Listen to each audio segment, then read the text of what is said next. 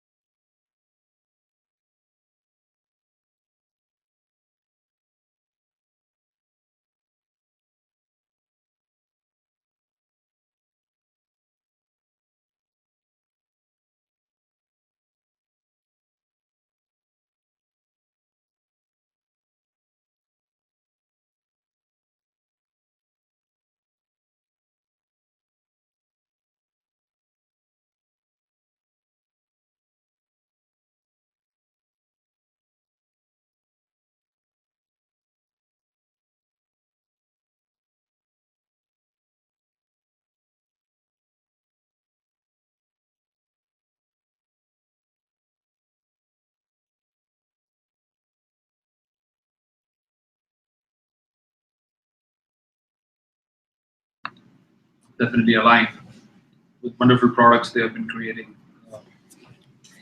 for the ecosystem.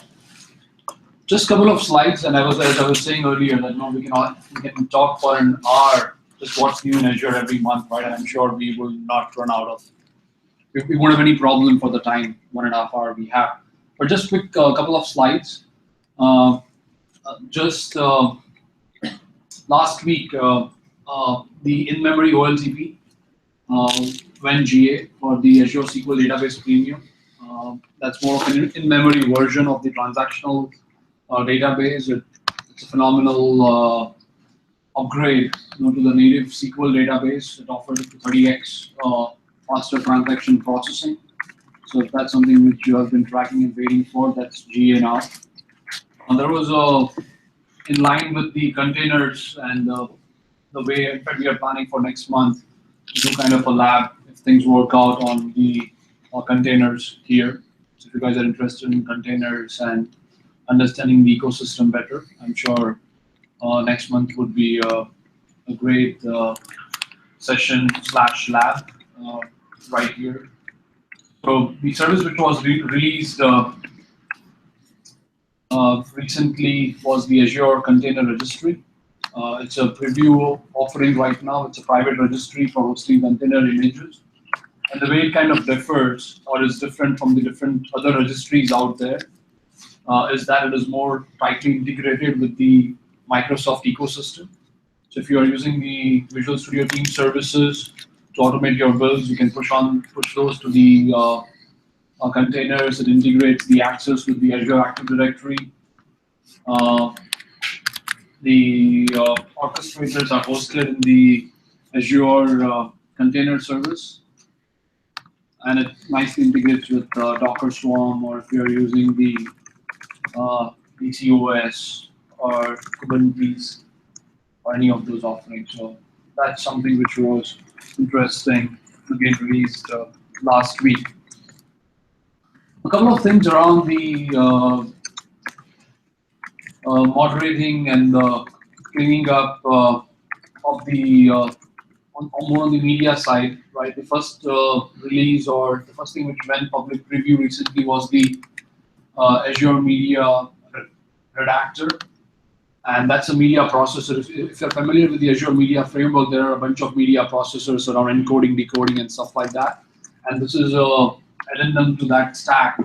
It's a media processor which helps in blurring the faces of the selected individuals. So if you have a video which you have recorded, right, and there are some people in there, and you want to kind of either protect yourself, from those laws, right, any PIIs or anything, whatever that might be as part of your video. If you have some certain phases which you want to blur out, this is the media processor which will kind of help you.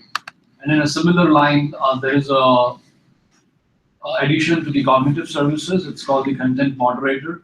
And as part of the content moderator, any content filters, right, which you want to kind of inject into your system, be it some offensive content in the text, images, or videos across platforms. So that's kind of available in preview as well.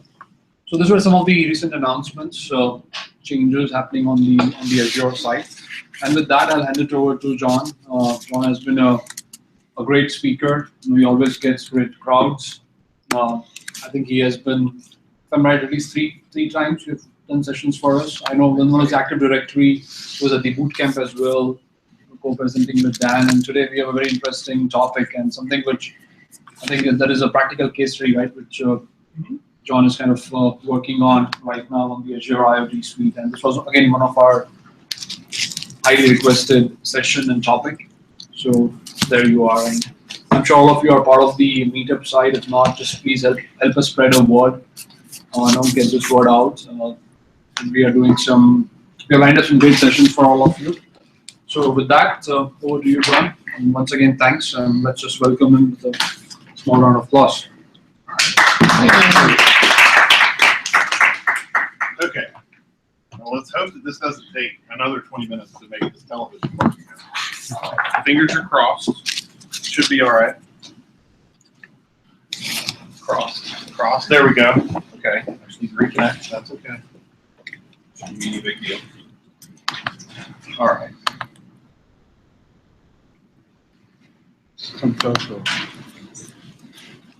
Yeah, I like this company. Right now, It's very popular. They're the biggest company that nobody actually knows what they do. But they show up everywhere. All the They time. do. should I tell them that we're broadcasting again right now?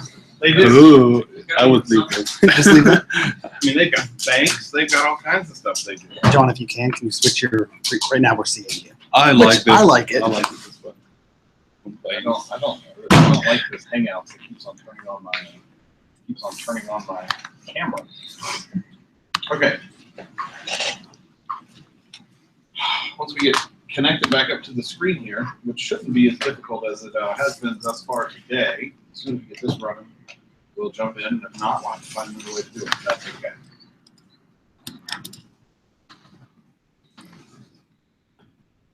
There we go.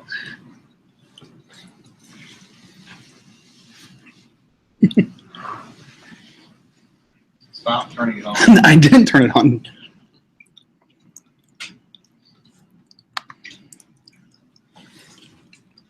Tell me when to turn it on.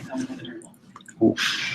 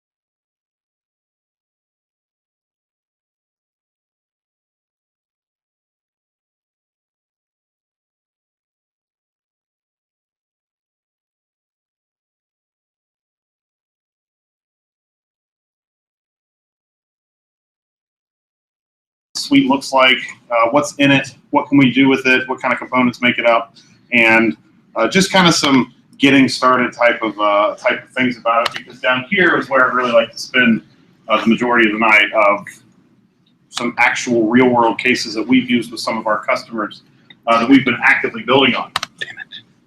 So to start out, the IoT Suite, there's three kind of major chunks that we're looking at: connectivity, real-time analytics, and then what are we actually going to do with that data once it comes in? Is anybody in here working on an IoT project currently, actively? Okay, very good. So, of all of the things on this page, everything in the blue box is probably the most difficult part. With almost every customer that we have, they've either purchased hardware from a vendor or they're building it in-house. We have very few customers that are actually building hardware with off-the-shelf components. The vast majority are either dealing with an ODM or they are using something that is kind of off-the-shelf but more enterprise-ready and kind of enterprise-grade. We see very few customers actually prototyping with Raspberry Pis, although it is a very helpful way to start, or Arduinos. But the vast majority of the devices that are out there on the market today don't have TCP/IP, which makes things very interesting when it comes time to talk to various services. Over here in the middle, we have things like event processing. So we get all this massive telemetry data and business data that's coming in off of these devices. We have to figure out what to do with it. In most cases, and depending on where you work, depending on the kind of data center that you have, in a lot of cases, the whole concept of IoT is that we have all of these things that are everywhere that are not on our network. They're out in the field. In some cases, they could be out in either a remote field somewhere. We have a customer that runs a bunch of steel mills, and so they have some very specific bandwidth challenges with getting data up into the cloud. They have a very limited pipe where they are because nobody wants to live next to a smelly, loud, obnoxious steel mill. So they have some real issues with the volume of data they generate and how they can get that into the cloud. They generate about 12 megs of data per minute from 5 systems, which wouldn't be too bad. I mean, it's bad with their 50 megabit pipe. They have 2,300 systems that are on site. So the prospect of taking any of that data raw and moving it up in bulk is just not feasible.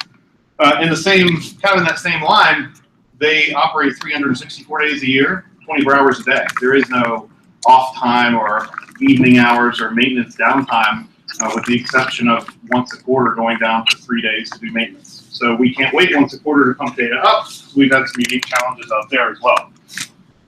And then the last thing is, it's great to capture all this data and it's great to look at it, but then what are we actually going to do with it? What kind of problem are we actually going to try to solve with the data or with the insights that we get from it? And that'll be the last piece we jump into. So here's kind of the big, here's everything that makes up Azure IoT Suite. And you'll notice that of everything on there, there's really only one new product of everything that's out there. We've kind of reached critical mass with number of products, so now we're repackaging them and giving them to you with new names as suites. Operations Management Suite is the other one. Of course, let's take 9 products and bundle them together, tell you that they're a new product, and then send us out there to tell you how it actually all works. So the only real new one here is IoT Hub. An IoT Hub is an ingestion point, and it's also an egress point. Primarily, it's an ingestion point. Very similar to Event Hub and really built on a similar backend to Event Hub.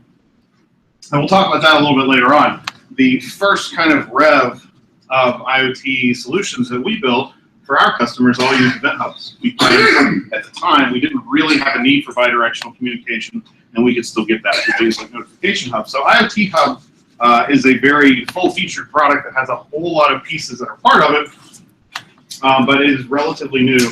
And of everything on this slide here, it's the only thing that's actually net new when IoT Suite was announced. And of course, we have things like where are we going to store this data for cold storage, for cold analytics, where are we going to analyze it when we're looking at the data hot as it's coming in, and then how are we going to communicate back either with other third-party systems or other systems that we've built, other systems that we've bought, or back to the devices themselves.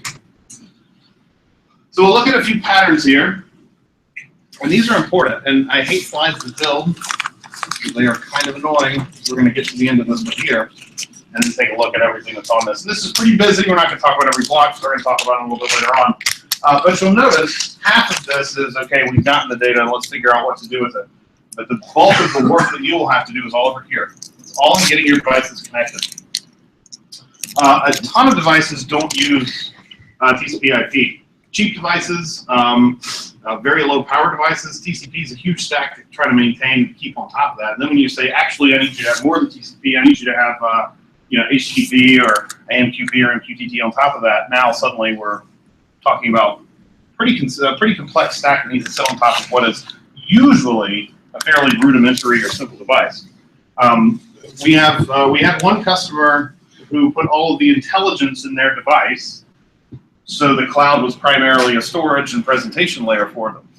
Generally speaking, that's the only time I've ever seen that, and probably not advisable, because having very expensive devices that are very intelligent, they're expensive to maintain, they're expensive to fix.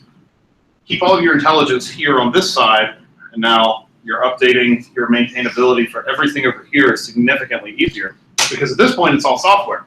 Everything down there is hardware. I don't want the security company putting a bunch of complex code into my keypad at my house, because if somebody breaks in and can type in some crazy code and makes it reboot, and they can murder my family, I'll be pretty, well, if I'm dead, I won't be that upset, but everybody else around me will be. So it's generally speaking, you want to have these as simple as possible.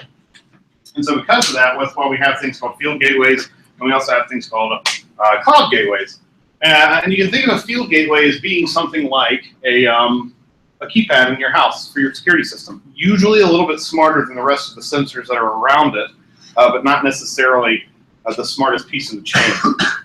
Usually field gateways consolidate data from a large number of very, very simple dumb devices and then get some TCP backhaul back to the internet. They can have an IP, they can talk to the internet, they understand what to do.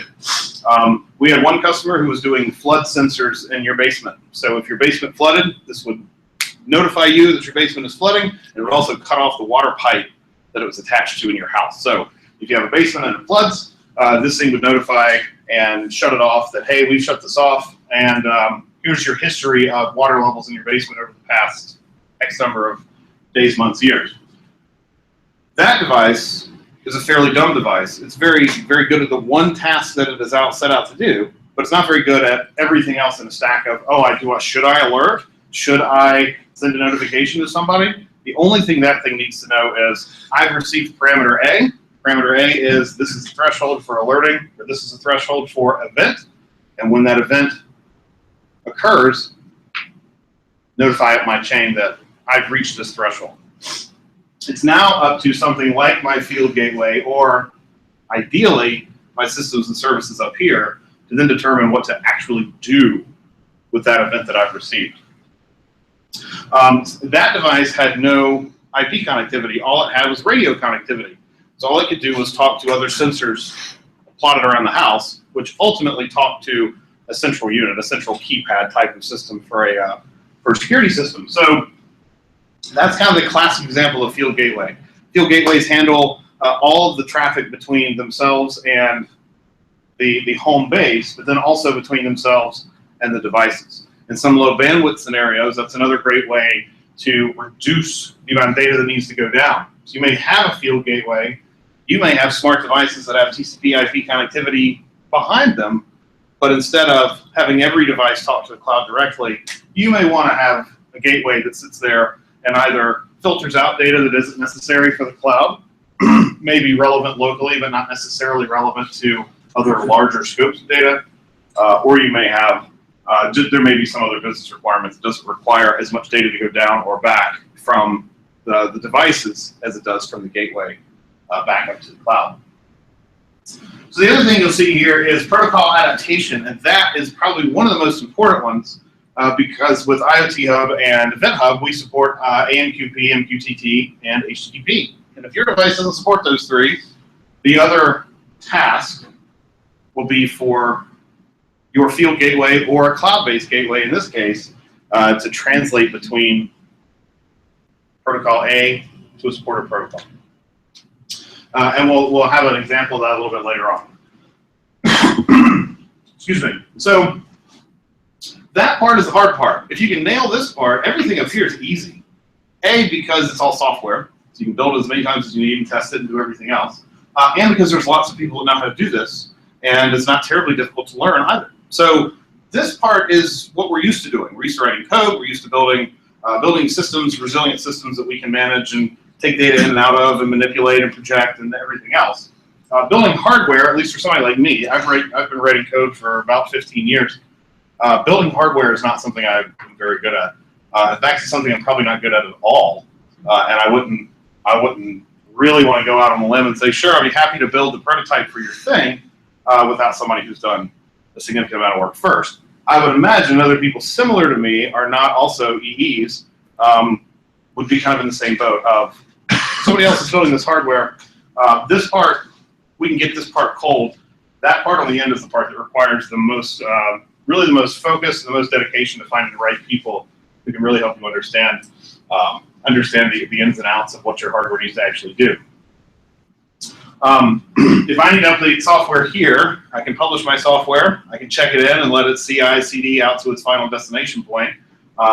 If the code that's in my security systems control panel is incorrect, then I have to have a tech come out to my house and he has to go and update it, and it has to be a foolproof way to update it. And if not, I have to go and recall 100,000 security keypads and have them reprogrammed, which would be incredibly expensive. So again, this part is the hard part, but there are plenty of ODMs who would be happy to help you out. And as we've seen with our customers, ODMs are very popular with them for building integrated pieces of hardware that do exactly what they need them to do.